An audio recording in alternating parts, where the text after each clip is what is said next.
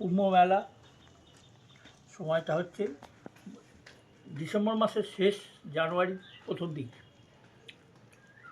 ফেব্রুয়ারি অবধি চলে কুম্ভ মেলা, সরস্বতী পুজো অবধি। কয়েকটা স্নান থাকে।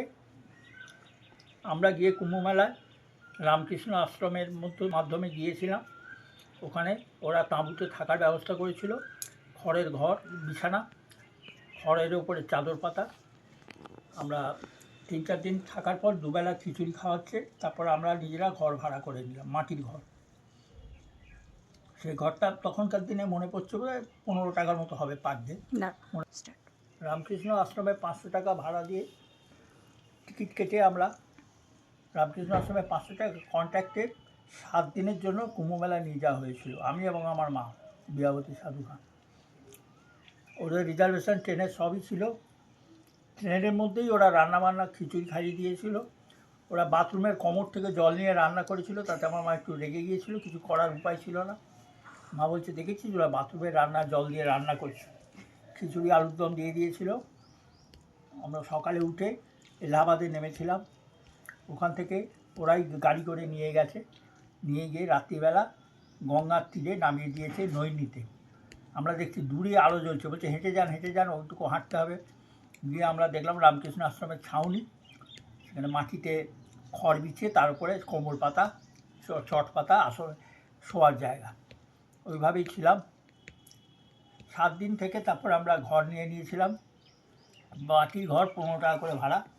15 দিনের জন্য ঘর নিয়ে নিয়েছিলাম, কেননা রোজ দুবেলা খিচুড়ি খাওয়া অসুবিধা হয়ে যাচ্ছিল। সেই ঘর নিয়ে তারপরে আমরা সকালবেলাও ঘর থেকে বেরিয়ে যেতাম চাবি দিয়ে। আমরা রাস্তায় ঘুরতাম, আশ্রমে সব ঘুরতাম। কুম্ভমেলা গঙ্গার তীর, নৈনির চর, ওটা নৈনি জায়গাটার নাম, এলাহাবাদ থেকে খানিকটা দূরে, গঙ্গা যমুনা মিলনস্থল। একদিন রামকৃষ্ণ আনন্দময়ী মায়ের আশ্রমে এরকম ছাউনি পড়েছিল, ওখানে বিভিন্ন মহারাজের সব ছাউনি পড়ে।